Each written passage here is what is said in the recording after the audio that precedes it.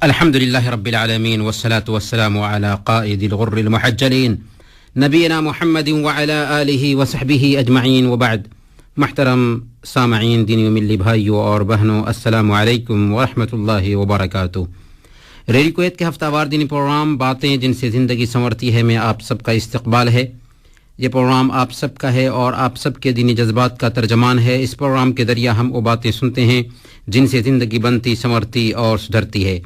ہم 9 بجے تک آپ کے ساتھ ہیں. اس بیچ آپ کال کر سکتے ہیں، واٹس ایپ کی سہولت دستیاب ہے. آپ اپنے میسیجز بھی بھیج سکتے ہیں جن کے جوابات انشاءاللہ آپ کو براہ راست دیے جائیں گے. محترم بھائیوں اور بہنوں، حج اور قربانی کے ایام آنے والے ہیں. حج اور قربانی کے ہیرو ابراہیم علیہ السلام ہیں. ان کے وقت میں جو حالات تھے آج بھی اگر ہم غور کرتے ہیں تو تقریباً وہی حالات پائے جا رہے ہیں. اس لیے ان کی زندگی سے ہمیں کیا سبق ملتا ہے اسے جاننا بہت ضروری ہے. اللہ کے رسول صلی اللہ علیہ وسلم کے بعد ابراہیم علیہ السلام کی زندگی میں جو پیغام ہے کسی دوسرے نبی کی زندگی میں وہ پیغام نہیں پایا جاتا. اللہ پاک نے ہمارے لیے ان کی زندگی کو اسوہ اور نمونہ قرار دیا ہے. اللہ تعالیٰ نے فرمایا قد کانت لکم اسوۃ حسنۃ فی ابراہیم والذین معہ، کہ تمہارے لیے ابراہیم علیہ السلام اور ان کے ساتھ جو لوگ تھے ان کی زندگی میں بہترین نمونہ ہے. بلکہ اللہ پاک نے تو یہاں تک فرمایا کہ وَمَن يَرْغَبُ عَن مِّلَّةِ إِبْرَاهِيمَ إِلَّا مَنْ سَفِيَ نَفْسَهُ، ابراہیم علیہ السلام کی ملت سے وہی اعراض کر سکتا ہے جو بے وقوف ہو. یہ وجہ ہے کہ اللہ پاک نے ان کی بہت ساری یادوں کو ہم سب کے لیے تازہ رکھا. چنانچہ آج کعبہ ان کی یاد تازہ کرتا ہے، مقام ابراہیم ان کی یاد تازہ کرتا ہے، حج ان کی یاد تازہ کرتا ہے، قربانی ان کی یاد تازہ کرتی ہے، صفا اور مروہ کی سعی ان کی یاد تازہ کرتی ہے، آب زمزم ان کی یاد تازہ کرتا ہے، جمرات کو کنکریاں مارنا ان کی یاد تازہ کرتا ہے. تو آئیے ابراہیم علیہ السلام کی زندگی کے مختلف گوشے سے کچھ سبق حاصل کرتے ہیں. ابراہیم السلام کی زندگی سے سب سے پہلا سبق یہ ملتا ہے کہ اسلام وراثتی مذہب نہیں ہے. وراثت میں زمین اور جائیداد مل سکتی ہے لیکن اسلام نہیں ملتا، بلکہ اسے اپنی محنت سے حاصل کیا جاتا ہے. Islam is by choice not by chance, کیونکہ اسلام نسبت کا نام نہیں بلکہ دل کے یقین کا نام ہے. یہی وجہ ہے کہ اکثر انبیاء کرام کفر و شرک کے ماحول میں پیدا ہوئے، جن میں ایک ابراہیم علیہ السلام بھی ہیں جو عراق کے شہر بابل میں آزر نامی بت فروش اور بت گر کے گھر میں پیدا ہوئے. گویا غیر مسلم گھرانے میں پیدا ہونا کوئی عیب کی بات نہیں اور نہ ہی داعی بننے کے لیے مسلم گھرانے میں پیدا ہونا ضروری ہے. یہ فخر کی بات ہے کہ ابراہیم علیہ السلام غیر مسلم گھر میں پیدا ہوتے ہیں لیکن موحدین کے پیشوا بنتے ہیں. ابراہیم علیہ السلام کی زندگی سے ہمیں دوسرا سبق یہ ملتا ہے کہ دعوت کی ذمہ داری کے سب سے پہلے مخاطب ہمارے نوجوان ہیں. حضرت ابراہیم علیہ السلام جب بتوں کو توڑ کر کے نکلے اور قوم نے بتوں کو اوندھے منہ گرا ہوا دیکھا تو پکار اٹھے سمعنا فتى يذكرهم يقال له ابراہیم. ہم نے ایک نوجوان کو ان کا ذکر کرتے ہوئے سنا تھا جن کا نام ابراہیم ہے. پتہ یہ چلا کہ اس کے اندر نوجوانوں کا کردار بیان کیا گیا ہے تو نوجوانوں کی اہمیت بھی اجاگر ہوتی ہے. آج قوم مسلم کے نوجوانوں کے اندر جو سستی پائی جاتی ہے یہ اس بنیاد پر ہے کہ ان کے اندر دعوت کا ذوق نہیں پایا جا رہا. ہمارے نوجوان پست ہمت، کاہل اور کام چور بنتے جا رہے ہیں. ابراہیم علیہ السلام نے نوجوانی میں دعوت کی ذمہ داری اٹھائی تھی. آج بھی وقت کی مانگ ہے کہ ہمارے نوجوان دین کی دعوت کے لیے تیار ہو جائیں. ابراہیم علیہ السلام کی زندگی سے ہمیں تیسرا سبق یہ ملتا ہے کہ سماج سے سمجھوتا کرنا ایک مسلمان کی شان نہیں. کفر و شرک سے اٹے سماج میں ابراہیم السلام نے آنکھیں کھولی تھیں. باپ پروہت تھا، باپ نے اپنے بیٹے کے لیے اسی گدی کا خواب دیکھا رہا ہوگا اور ابراہیم السلام کے لیے بھی بہت آسان تھا کہ سماج کی ریتی پر چل پڑیں، لیکن کیا ابراہیم علیہ السلام سماج میں مل گئے؟ نہیں، بلکہ سماج کے سدھار کا بیڑا اٹھایا اور دعوت کی شروعات اپنے پروہت باپ سے کرتے ہوئے کہا کہ ابو جان، آپ ایسی چیز کی عبادت کیوں کرتے ہیں جو نہ سن سکیں، نہ دیکھ سکیں اور نہ کوئی فائدہ پہنچا سکیں؟ ابو جان، میری بات مان لیجئے، میں آپ کو صحیح راستہ دکھا رہا ہوں۔ ابو جان، آپ شیطان کی پیروی مت کیجئے، شیطان تو اپنے رب کا ناشکرا ہے۔ ابو جان، مجھے ڈر ہے کہ آپ ناکام لوگوں میں شامل ہو جائیں۔ اس طرح سے ابراہیم علیہ السلام نے باپ کے ادب اور احترام کو ملحوظ رکھتے ہوئے نہایت شفقت کے ساتھ، پیار کے ساتھ سمجھایا تھا۔ یہاں پر ہمیں یہ سبق ملتا ہے کہ ایک مسلمان کو چاہیے کہ اگر کسی کو دعوت دے رہا ہے تو مدعو کے تئیں حریص ہو، صبر سے کام لے اور شفقت بھرے انداز میں اس کے سامنے دعوت پیش کرے۔ چنانچہ جب باپ نے ایک نہ سنی اور دھمکی دینا شروع کر دیا، تب بھی ابراہیم علیہ السلام کے اسلوب میں تبدیلی نہیں آئی اور کہا کہ آپ پر سلامتی ہو، ہم آپ کے لیے دعا ہی کرتے رہیں گے۔ لیکن جب ظاہر ہو گیا کہ باپ اللہ کا دشمن ہے، تب انہوں نے باپ سے براعت کا اظہار کر لیا۔ برکیف جب باپ سے مایوسی ہوئی تو قوم کے پاس گئے اور انہیں سمجھاتے ہوئے کہا، ما هذه التماثيل التي انتم لها عاکفون، کہ یہ مورتیاں جن کے تم مجاور بنے بیٹھے ہو اصل میں کیا ہیں؟ ابراہیم علیہ السلام ان کی عقل کو کھولنا چاہ رہے تھے۔ انہوں نے ایک ہی جواب دیا کہ وجدنا آباءنا لها عابدین، کہ ہم نے اپنے باپ دادا کو ان کی پوجا کرتے ہوئے پایا، اس لیے ہم بھی ایسا کر رہے ہیں۔ آج بھی شرک اور جہالت میں پھنسے ہوئے مسلمانوں کو شرک اور بدعت سے اگر روکیں تو یہی جواب دیں گے کہ ہم انہیں کیسے چھوڑ دیں جبکہ ہمارے باپ دادا ایسا ہی کچھ کرتے آ رہے ہیں۔ ابراہیم علیہ السلام نے انہیں سمجھایا تھا، لقد کنتم انتم وآباؤکم فی ضلال مبین، کہ تم اور تمہارے باپ دادا کھلی گمراہی میں تھے، یعنی ہمارا اعتراض جو تم پر ہے وہی تمہارے اگلوں پر ہے۔ ایک گمراہی میں تمہارے اگلے مبتلا ہوں اور تم بھی اس میں مبتلا ہو جاؤ تو بھلائی بننے سے رہی۔ جب بت پرست باپ اور قوم پر آپ کی دعوت کا اثر ظاہر نہ ہوا تو چاند، ستاروں اور سورج کی پوجا کرنے والوں کو سمجھانے کے لیے دوسرا منطقی انداز اپنایا۔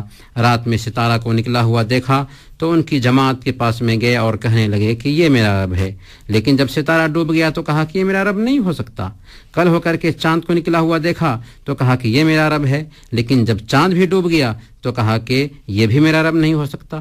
صبح میں سورج کو نکلا ہوا دیکھا تو کہنے لگے سب کے سامنے کہ یہ میرا رب ہے کیونکہ یہ تو بہت بڑا ہے، لیکن جب شام میں وہ بھی ڈوب گیا تو کہا کہ یہ بھی میرا رب نہیں ہو سکتا۔ اس طرح سے ابراہیم علیہ السلام قوم کو بتانا چاہتے تھے کہ جو چھپتا ہو ظاہر ہوتا ہو، جو ڈوبتا ہو نکلتا ہو، وہ معبود کیسے ہو سکتا ہے، اس کی پوجا کیسے ہو سکتی ہے۔ ابراہیم علیہ السلام کی زندگی سے ہمیں چوتھا سبق یہ ملتا ہے کہ مسلمان کفر کے اندھیرے سے مایوس نہیں ہوتا بلکہ پلاننگ کرتا ہے۔ ابراہیم علیہ السلام نے اپنے باپ اور قوم کو حکمت کے ساتھ اور منطقی انداز میں سمجھایا، لیکن جب ان پر آپ کی بات کا کوئی اثر ظاہر نہ ہوا تو مایوس ہونے کی بجائے دعوت کے اسلوب کو چینج کیا اور مدعو کی عقل کو اپیل کرنے والا، زیادہ اثر رکھنے والا اسلوب اختیار کیا، جس کی کیفیت یہ تھی کہ مندر کے سارے بتوں کو کلہاڑی سے توڑ دیا اور بڑے بت کو چھوڑ کر ان کی گردن میں کلہاڑی لٹکا دی۔ مقصد ان کی عبادت گاہوں کو گرانا نہیں تھا بلکہ ان کے ذہن کی پرتیں کھولنا تھا۔ چنانچہ جب چیمیگوئیاں شروع ہوئیں اور ابراہیم علیہ السلام کو ملزم کی حیثیت سے پیش کیا گیا اور آپ سے پوچھا گیا کہ ہمارے معبودوں کے ساتھ یہ بےہودہ حرکت کیا تم نے کی ہے، تو اس پر ابراہیم علیہ السلام نے جواب دیا، بل فعلہ کبیرہم ھذا فاسألوہم ان کانوا ینطقون، بلکہ اس کام کو ان کے بڑے بت نے کیا ہے، تم ان معبودوں سے ہی پوچھ لو اگر یہ بولتے ہوں۔ اس تحکمانہ جواب نے ان کو تھوڑی دیر کے لیے لاجواب کر دیا، پھر بول اٹھے، تم تو جانتے ہی ہو کہ وہ بولتے نہیں ہیں۔ اب ابراہیم علیہ السلام کو بہت موقع مل گیا کہ ان کو سمجھایا جائے، چنانچہ ذرا نرمی کے ساتھ لیکن تلخ لہجے میں ان سے مخاطب ہوئے، افسوس ہے کہ تم ان کی عبادت کرتے ہو جو نہ تمہیں کچھ نقصان سے بچا سکیں اور نہ ہی فائدہ پہنچا سکیں۔ تف ہے تم پر اور ان پر جن کی تم اللہ کے سوا پوجا کرتے ہو، کیا تمہیں اتنی بھی عقل نہیں ہے؟ یہاں پر داعیان دین کو یہ سبق ملتا ہے کہ جب مدعو ان کی بات پر دھیان نہ دے رہا ہو تو مایوس ہونے کی بجائے ایسی پلاننگ کرنی چاہیے جو پہلے سے زیادہ اثر رکھنے والا ہو۔ آج بھی دنیا کے جس کسی بھی جگہ پر مسلمان بستے ہوں، وہاں کے ماحول کے اعتبار سے مسلمانوں کو پلاننگ کرنے کی ضرورت ہے۔ ابراہیم علیہ السلام کی دعوتی منصوبہ بندی میں، پلاننگ میں وقت کے بادشاہ نمرود تک اللہ کا پیغام پہنچانا بھی شامل تھا، جو اپنے آپ کو رب کہتا تھا اور اس کے اندر رعونت بھری ہوئی تھی، انانیت اس کے رگو پے میں پیوست تھی۔ آپ نے مناظرانہ اسلوب اختیار کرتے ہوئے بادشاہ کو دعوت دی تو اس نے اللہ تعالیٰ کے وجود پر دلیل مانگی۔ چنانچہ آپ نے فرمایا کہ میرا رب تو وہ ہے جو جلاتا اور مارتا ہے۔ نمرود نے جواب میں کہا کہ یہ کام تو میں بھی کر سکتا ہوں۔ یہ کہہ کر 2 آدمیوں کو بلایا جو واجب القتل تھے، ایک کو قتل کر دیا اور دوسرے کو رہا کر دیا، اور کہا کہ دیکھو میں بھی مارتا اور جلاتا ہوں۔ ابراہیم علیہ السلام نے جب اس کی بیوقوفی دیکھی تو اس بحث میں نہیں پڑے کہ یہ تو مارنا اور جلانا نہیں ہوا، بلکہ دوسری دلیل پیش کر دی جو ظاہر پرستوں کے لیے صورتاً بھی مشابہت نہیں رکھتی تھی۔ آپ نے کہا کہ میرا رب تو سورج کو پورب سے نکالتا ہے، اب تو پچھم سے نکال دے۔ اس کا ظاہری ٹوٹا پھوٹا جواب بھی اس سے نہ بن سکا اور وہ بے زبان ہو کر بغلیں جھانکنے لگا۔ یہاں پر داعی کے لیے سبق ملتا ہے کہ اگر اس کا مخالف یا حریف ضد اور ہر دھرمی پر اتر آئے تو داعی کو چاہیے کہ الفاظ کے پیچوں میں پھنسنے کی بجائے واضح دلیل پیش کرے۔ ابراہیم السلام کی زندگی سے 5واں سبق یہ ملتا ہے کہ نیک بندوں کی آزمائش بھی ہوتی ہے۔ جتنا ایمان مضبوط ہوگا اسی کے تناسب سے آپ کی آزمائش بھی ہوگی۔ حضرت ابراہیم علیہ السلام گھر سے بے گھر کر دیے گئے، قوم کی سائش سے آگ میں ڈالے گئے، مختلف ممالک کا دورہ کرتے ہوئے جب اپنی بیوی سارہ کے ساتھ میں مصر پہنچے تو مصر میں وہاں کے ظالم بادشاہ نے سارہ پر بدنیتی سے ہاتھ رکھنا چاہا۔ دین کی خدمت کے لیے پوری زندگی وقف کر دی تھی، لیکن تمنا کے باوجود بڑھاپے تک اولاد کی نعمت سے محروم رہے۔ جب ہاجرہ کے بطن سے اسماعیل علیہ السلام پیدا ہوئے تو آزمائشوں کا سلسلہ شروع ہو گیا۔ حکم ہوا کہ اپنی بیوی ہاجرہ اور اپنے دودھ پیتے بچے اسماعیل کو مکہ کے چٹیل میدان میں رکھ آئیے، جہاں انسان تو کیا چرند و پرند کا بسیرا نہ تھا۔ پھر قرآن کے بیان کے مطابق جب اسماعیل علیہ السلام چرنا پھرنا سیکھ گئے تو ایک بڑی آزمائش یہ ہوئی کہ خواب میں حکم دیا گیا کہ اپنے بیٹے اسماعیل کو اللہ کے راستے میں قربان کر دیجئے۔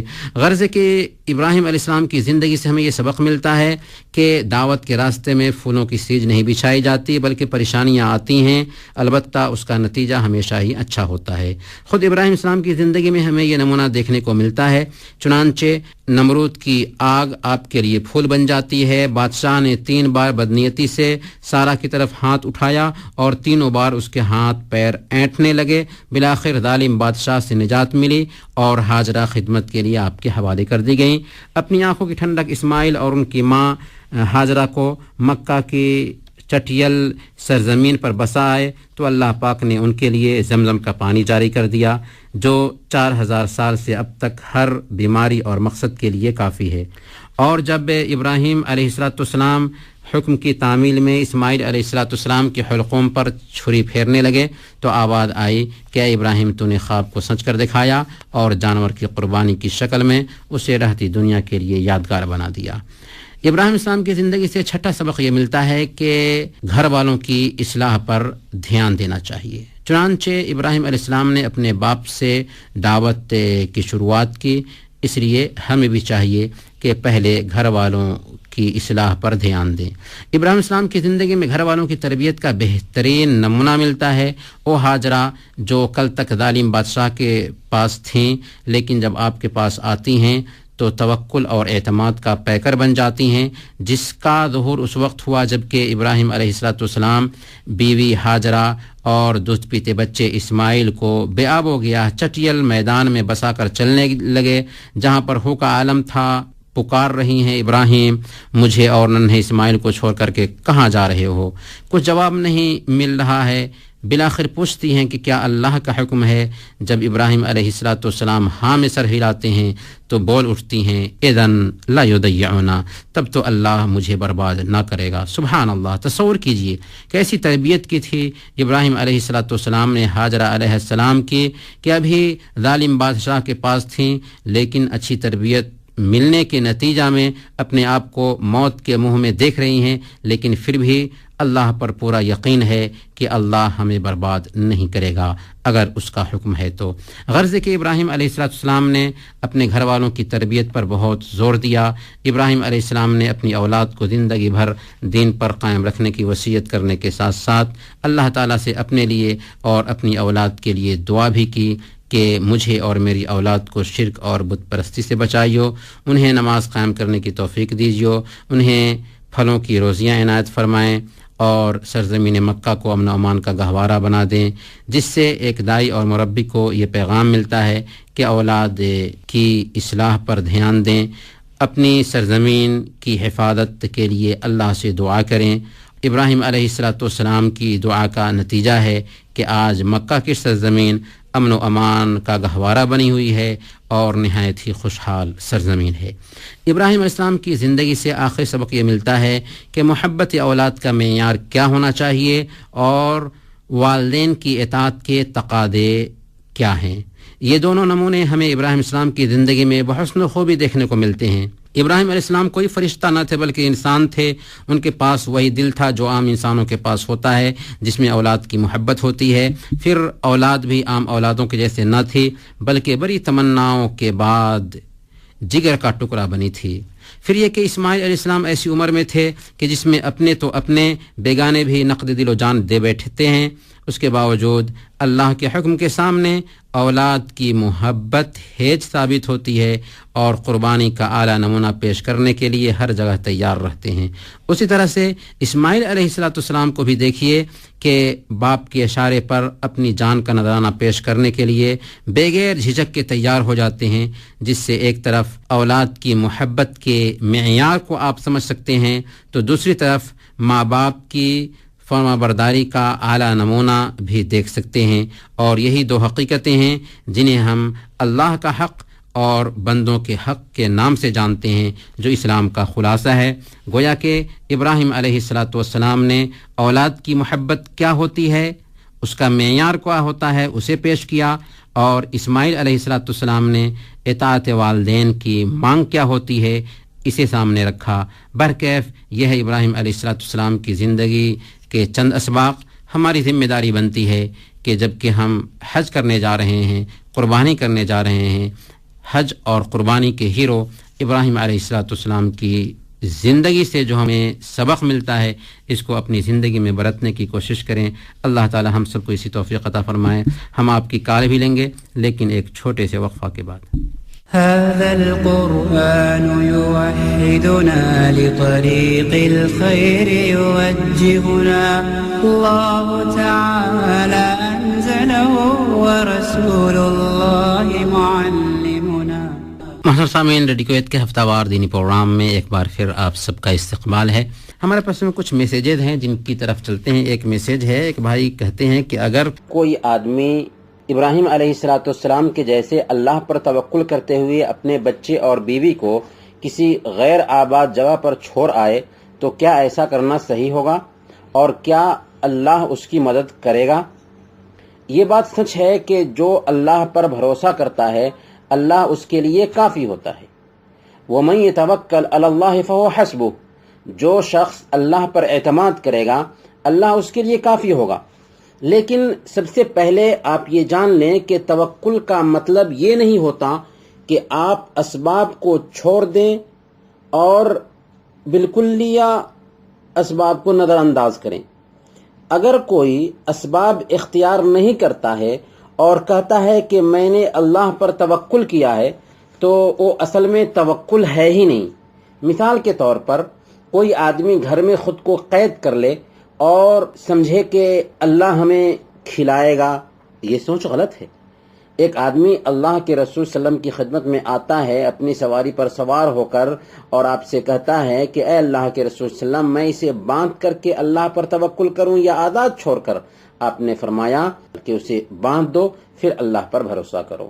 اللہ کے رسول صلی اللہ علیہ وسلم یہ بھی فرماتے ہیں کہ لو انکم تتوکلون علی اللہ حق توکلہ لرزقکم کما یرزق الطیر تغدو خماسا وتروح بطانا، کہ اگر تم ویسے ہی توکل کرتے جیسے توکل کرنے کا حق ہے تو اللہ تعالیٰ تمہیں ویسے ہی کھلائے گا جیسے پرندہ کو کھلاتا ہے، کہ صبح میں خالی پیٹ نکلتا ہے اور شام میں گھونسلہ میں پیٹ بھر کر کے لوٹ کر آتا ہے۔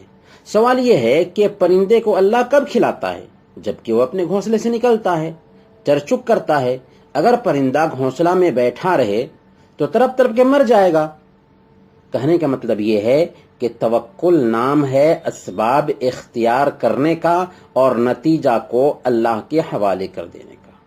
خود ابراہیم علیہ السلام کی زندگی میں ہمیں یہ سبق ملتا ہے کہ توکل اسباب کے منافی نہیں ہے۔ چنانچہ آپ نے دعوت کے لیے مختلف ملکوں کی طرف ہجرت کی، قوم کو دعوت دینے کے لیے مختلف اسلوب اختیار کیا، اور اولاد نہ ہو رہی ہے تو دوسری شادی کی۔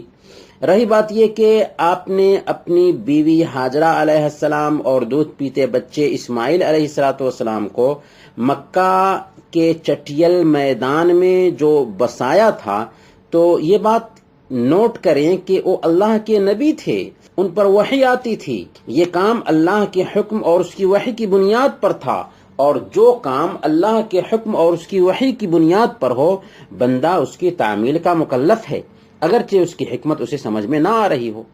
اسی لیے اگر آج کوئی آدمی اپنی بیوی اور دودھ پیتے بچے کو کسی غیر آباد جگہ پر چھوڑ آئے اور کہے کہ میں نے اسے اللہ کے بھروسے چھوڑا ہے، تو وہ زیادتی کرنے والا ہوگا، اور یہ اسلام کی تعلیم نہیں ہوگی، یہ شیطان کی تعلیم ہوگی، اور یہ دین کا علم نہ ہونے کا شاخسانہ ہوگا۔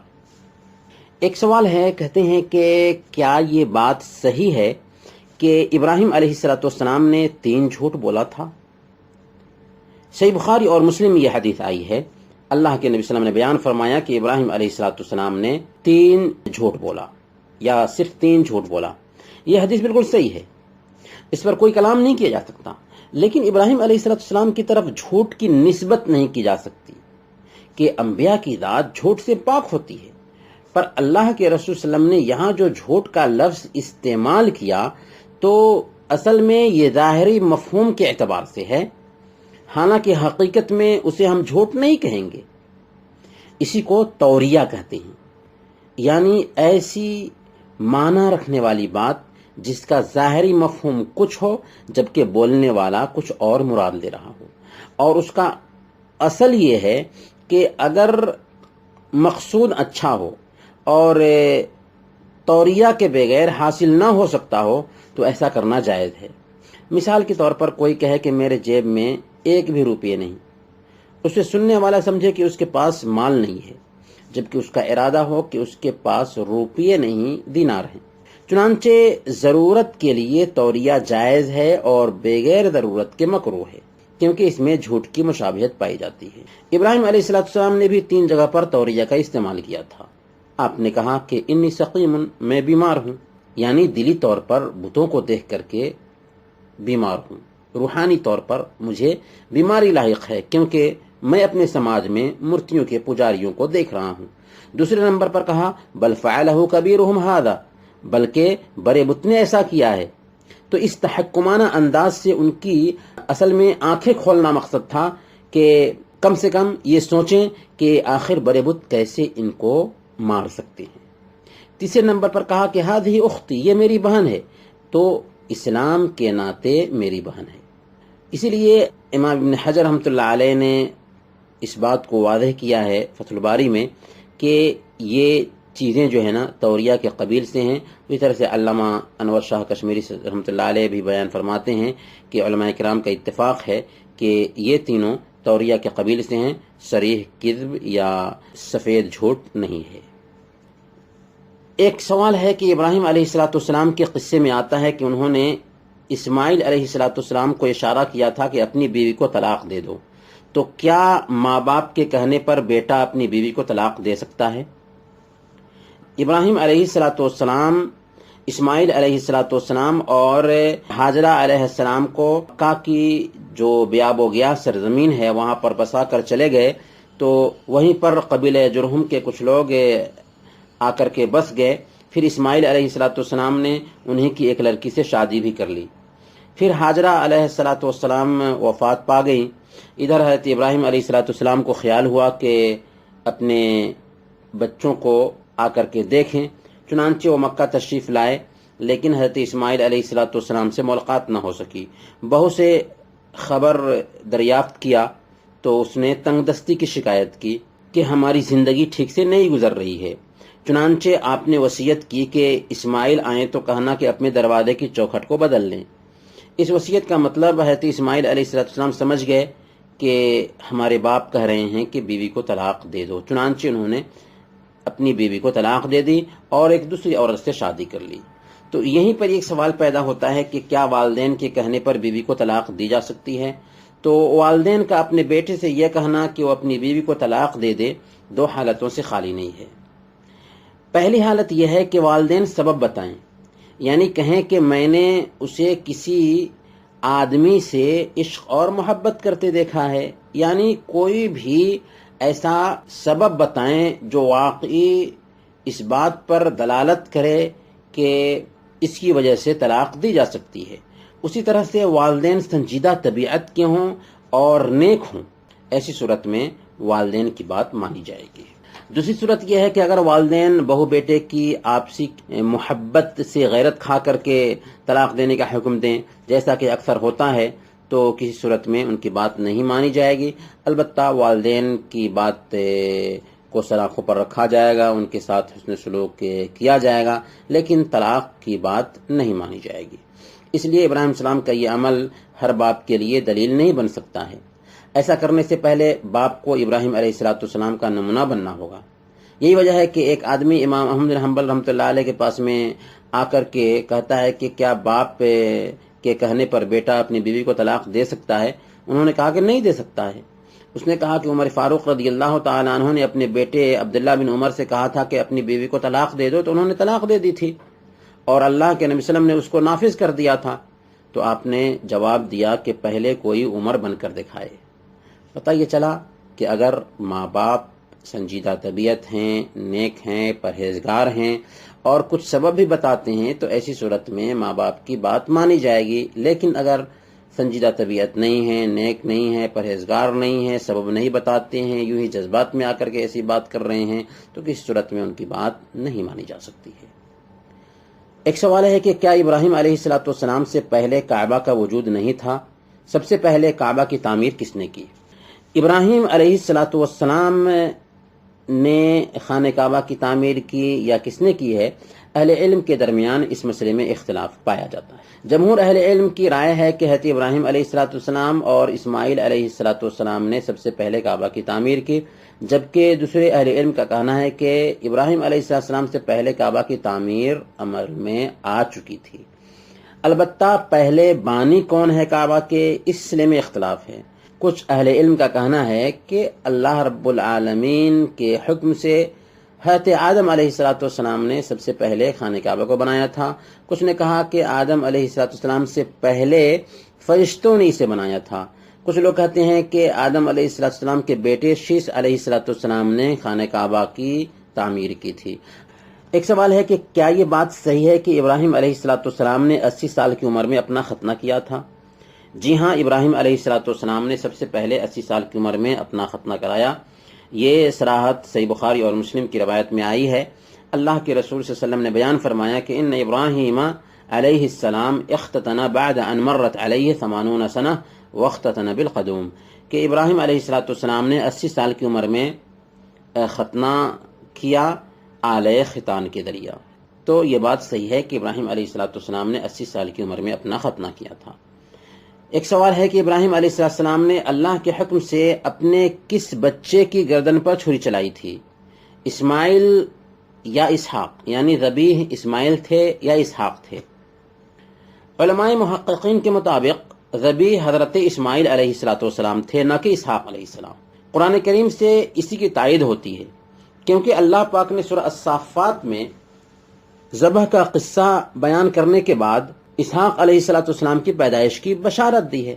خود موجودہ بائبل نے بھی ذبیح کی صفت ایک لوتا فرزند بیان کیا ہے، اور ظاہر ہے کہ اسماعیل علیہ السلام ہی اس وقت ایک لوتے فرزند تھے۔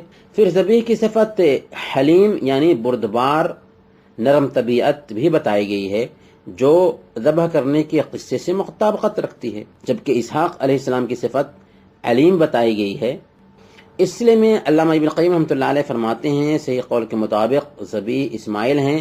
یہی رائے علماء صحابہ اور تابعین اور ان کے بعد کے لوگوں کی ہے. اور اسحاق علیہ السلام کے ذبیح ہونے کا قول 20 وجوہات سے باطل ہے. وہ پھر کہتے ہیں کہ میں نے شیخ الاسلام ابن تیمیہ کو فرماتے ہوئے سنا ہے کہ یہ قول اہل کتاب سے ماخوذ ہے، جبکہ ان کی کتاب سے بھی اس کی تردید ہوتی ہے، کیونکہ اس میں آیا ہے کہ اللہ تعالیٰ نے ابراہیم کو اپنے اکلوتے فرزند کو ذبح کرنے کا حکم دیا، اور اہل کتاب کے ساتھ سارے مسلمان اس بات پر متفق ہیں کہ اسماعیل ہی ان کے اکلوتے فرزند تھے.